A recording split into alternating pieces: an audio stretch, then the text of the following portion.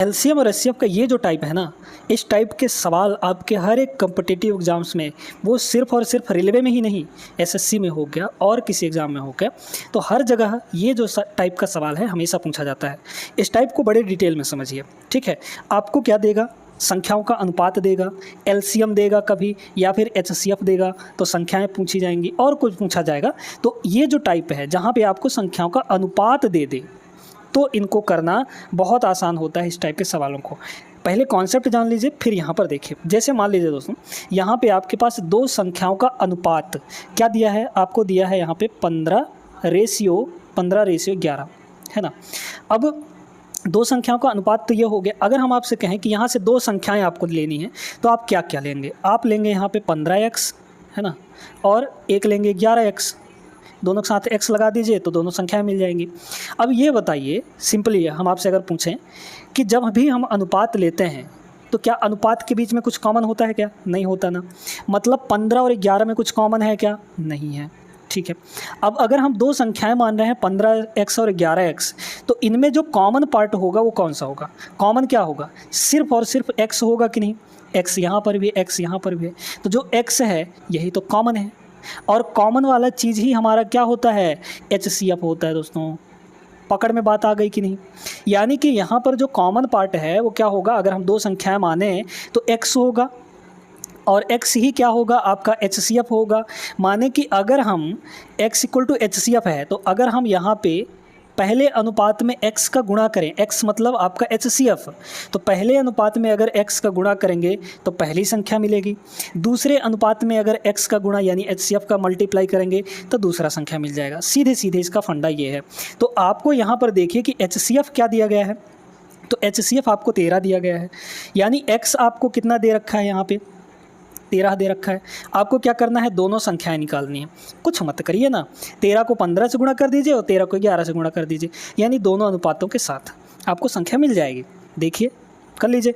15 × 13, 15 × 13 अगर करते हैं तो 14 के स्क्वायर 196 - 1, तो पहला संख्या क्या हो गया आपका? 13 × 15 यानी कि 195, ठीक। दूसरी संख्या क्या होगी? 13 × 11, है ना, तो 13 × 11 कितना हो जाएगा आपका?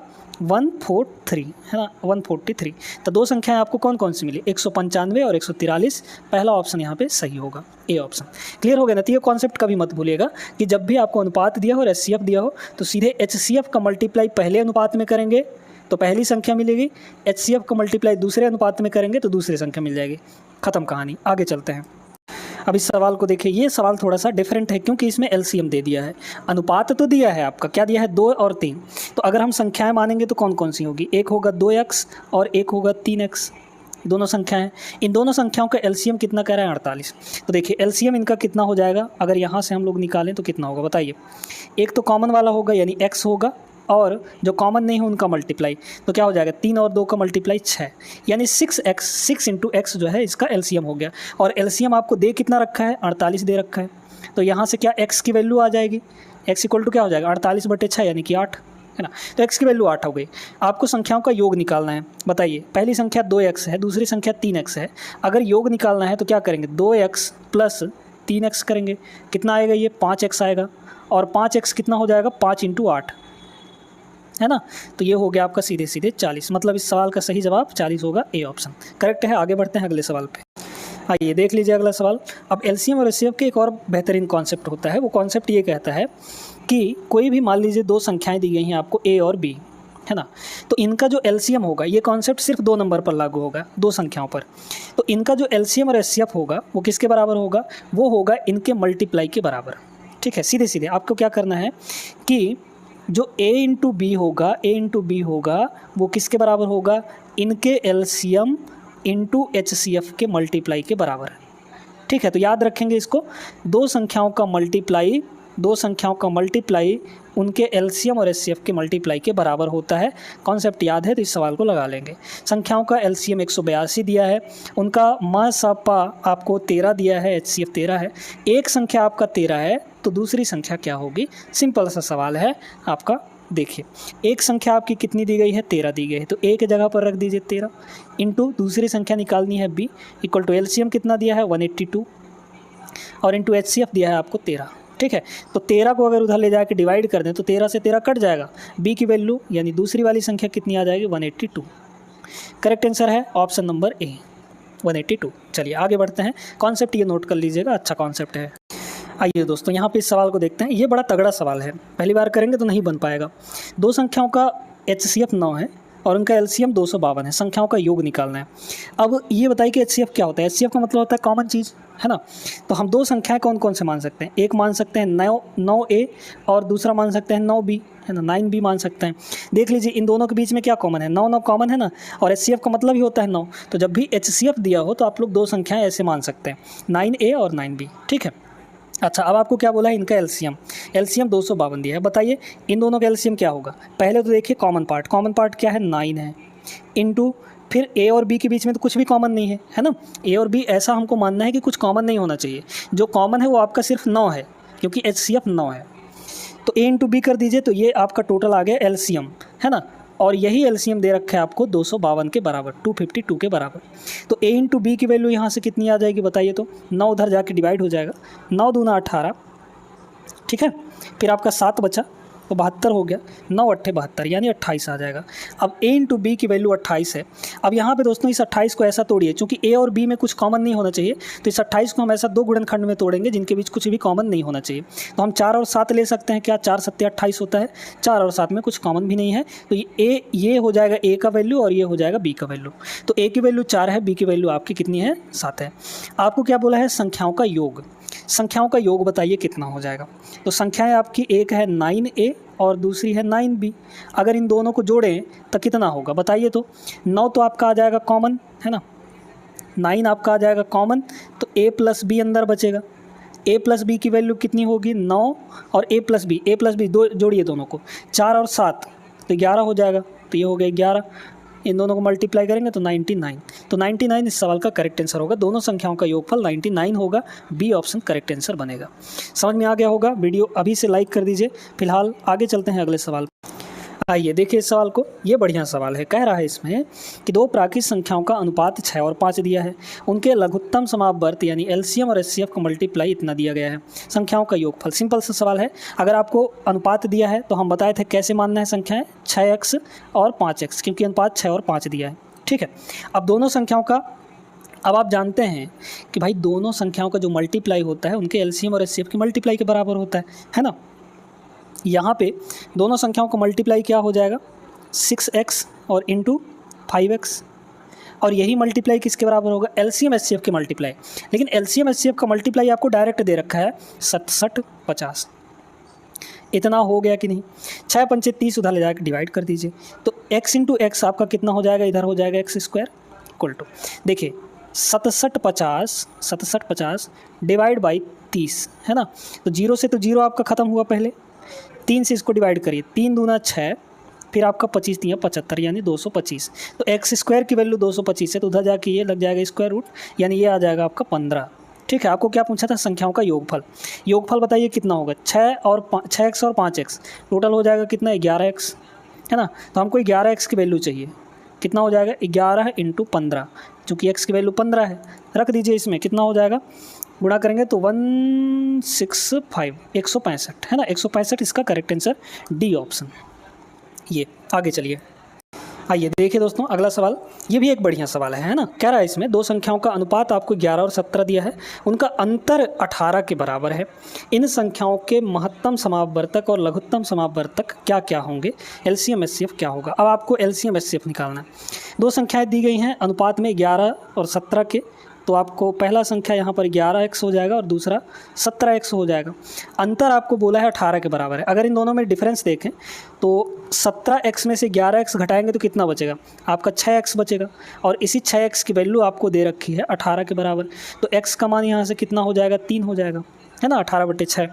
तो आपको क्या बोला है, अब बोला है आपको HCF। तो ये बताइए कि HCF 11x और 17x में क्या HCF होगा, कॉमन क्या होगा, सिर्फ x ही कॉमन होगा। तो HCF आपका कितना आ गया, HCF आ गया x, और x आपका कितना आया है 3 के बराबर आया है, तो HCF 3 हो गया, और HCF 3 आपके सिर्फ एक ही ऑप्शन में दिख रहा है, सी ऑप्शन में, ये इसका करेक्ट हो जाएगा, और कुछ करने की ज़रूरत ही नहीं है। LCM अगर आप लोग निकालेंगे तो LCM इसका कितना आ जाएगा बताइए तो, LCM है ना, एलसीएम। तो एलसीएम में पहले हम लोग कॉमन चीज़ देखते हैं यानी एक्स को देखते हैं, फिर बाकी जो अनुपात है उनको 11 और 17। तो 11 और 17 को जब हम लोग मल्टीप्लाई करेंगे तो 186 आ जाएगा। तो 186 इंटू 3 करेंगे तो 561 आएगा। ठीक है, सॉरी यहाँ पे कितना आ जाएगा, 3 करेंगे तो 187 आ जाएगा ना, 187 आ जाएगा यहाँ पे। ठीक है, 187। तो 187 इंटू 3 करेंगे तो 561 ही आएगा। तो ये आपका करेक्ट आंसर है सी ऑप्शन। आगे चलते हैं। अब इस सवाल को देखिए, ये भी एक सिंपल सा सवाल है, चाहे तो आप लोग वीडियो रोककर इसको एक बार ट्राई कर लीजिए। दो संख्याएं 3 और 2 के अनुपात में, तो सीधे मानिए यहाँ पर दो संख्याएं कौन कौन सी हो जाएगी, 3x हो जाएगी और 2x हो जाएगी। ठीक, उनका लघुत्तम और महत्तम 24 और 4 दिया गया है, तो दोनों संख्याओं में से बड़ी संख्या कौन सी होगी। अच्छा ये बताइए कि हम जानते हैं कि एलसीएम और एचसीएफ का मल्टीप्लाई संख्याओं के मल्टीप्लाई के बराबर होता है। तो अगर हम संख्याओं को मल्टीप्लाई करें तो कितना आएगा, इन दोनों को मल्टीप्लाई करिए, 3 दूना 6x², संख्याओं को मल्टीप्लाई 6x² आया। और महत्तम और लघुत्तम का मल्टीप्लाई कितना होगा, लघुत्तम आपको 24 दिया गया है ना, 24, और महत्तम दिया है 4। चूँकि हमने कॉन्सेप्ट पढ़ा है कि दो संख्याएं ए और बी का जो मल्टीप्लाई होता है उनके एलसीएम और एचसीएफ के मल्टीप्लाई के बराबर होता है, ये शुरू में ही हम आपको बताए हैं, है ना। तो वही कॉन्सेप्ट इसमें लगा दीजिए। बस यहाँ से आपका कितना हो जाएगा, 6 से इसको काटेंगे तो ये हो जाएगा 4। तो यहाँ से आपका x की वैल्यू कितनी आ जाएगी, सीधे सीधे 4 चौक 16, 16 का रूट लेंगे तो 4 आ जाएगा। x की वैल्यू 4 हो गई। बड़ी संख्या पूछा है ना, बड़ी संख्या आपको कहाँ से मिलेगी, यहाँ से मिल जाएगी। तो 3x होगा बड़ा संख्या, कितना हो जाएगा 3 × 4, है ना, 3 × 4 यानी कि 12। तो 12 इस सवाल का करेक्ट आंसर रहा, जो कि आपके ऑप्शन नंबर बी में है। समझ में आ गया होगा। चलिए अगले सवाल पर चलते हैं। आइए दोस्तों, यहाँ पे ज़बरदस्त बढ़िया सवाल देखते हैं, है ना। दो संख्याओं के महत्तम समावर्त और लघुत्तम समावर्त 44 और यहाँ पे कितना दिया है 264। यदि उनमें से एक संख्या दूसरी संख्या की 3/2 गुनी है, छोटी संख्या ज्ञात कीजिए। अब ऐसा समझिए कि एक जो संख्या है, पहली संख्या है ना, हम यहाँ पे पहली संख्या x मान लेते हैं। तो जो पहली संख्या है वो दूसरी संख्या y मान लेते हैं। दूसरी संख्या की कितनी गुनी है, दूसरी संख्या की कितनी गुनी है, यहाँ पे 3/2 है ना, 3/2 गुनी है। तो अगर हम यहाँ से y की वैल्यू निकालें, क्योंकि पहला संख्या हमारा क्या था, x था, तो दूसरा संख्या y आपका कितना आ जाएगा बताइए। तो y की वैल्यू यहाँ से कितनी आएगी, 2 इधर जाके मल्टीप्लाई होगा तो 2x हो जाएगा, डिवाइड में 3 आ जाएगा। तो दूसरा संख्या आपका इतना हो गया, यानी 2x/3। पहली संख्या x और दूसरी संख्या 2x/3 होगी। अब आपको क्या बोला, लघुत्तम और महत्तम दिया है दोनों। तो भाई कॉन्सेप्ट लगाइए ना मल्टीप्लाई वाला, दो संख्याओं का मल्टीप्लाई उनके एलसीएम एचसीएफ के मल्टीप्लाई के बराबर होता है। दोनों संख्याओं को मल्टीप्लाई करिए, एक संख्या x है, दूसरा संख्या 2/3x है ना। तो कितना हो जाएगा, एक संख्या x और दूसरी संख्या आपकी 2/3x इक्वल टू मल्टीप्लाई करिए एलसीएम एचसीएफ का, तो 44 और यहाँ पे 264। ठीक है, 264। चलिए अब देखिए यहाँ पे थोड़ा सा कुछ यहाँ पे तिकड़मबाजी लगाते हैं। x² कितना हो जाएगा, तो अगर हम लोग यहाँ से काट दें इसको तो ये कट जाएगा आपका, है ना। कटेगा तो कितना होगा ये बताइए, 2 से इसको काटेंगे तो 1 3 2 132 आ जाएगा। ठीक है, 3 उधर जाके गुणा हो जाएगा। तो एक काम करते हैं, यहाँ पे ऐसे समझिए, ये हो जाएगा 3 और इस 44 को हम लोग 4 × 11 लिख देते हैं, 4 × 11 लिख देते हैं। और 132 आपका क्या होगा, तो 132 हो जाएगा। अगर हम लोग इसको 11 से काटें तो 11 से अगर 132 को देखें, ठीक है, 132, तो 132 होगा आपका 11 × 12, है ना, 11 × 12। और 12 को लिख सकते हैं 3 × 4। तो 132 को हम लोग टोटली अगर तोड़ेंगे तो कितना हो जाएगा, यहाँ पे 132 को अगर हम लोग टोटली देखेंगे तो होगा 11 × 3 × 4, है ना, 11 × 3 × 4। अब देखिए अगर हम इधर से स्क्वायर हटा के उधर लगा सकते हैं स्क्वायर रूट पूरे में, है ना। तो स्क्वायर रूट के अंदर पेयर बन के बाहर निकलता है। तो देखिए यहाँ पे ध्यान से समझिएगा, 3 यहाँ है, 3 यहाँ है, 2 ठो 3 हो गया, पेयर बन गया, तो 1 ठो 3 बाहर आ जाएगा, इंटू 4 यहाँ है, 4 यहाँ है, 4 का पेयर बन गया, 1 4 बाहर आ जाएगा।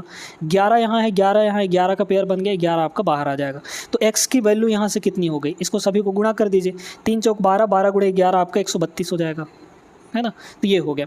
अच्छा अब आइए छोटी संख्या पूछा है, छोटी संख्या यानी x ही होगा, नहीं y भी निकाल लेते हैं ना, y निकाल लीजिए। ठीक है, y यहाँ पर निकाल लेते हैं हम लोग।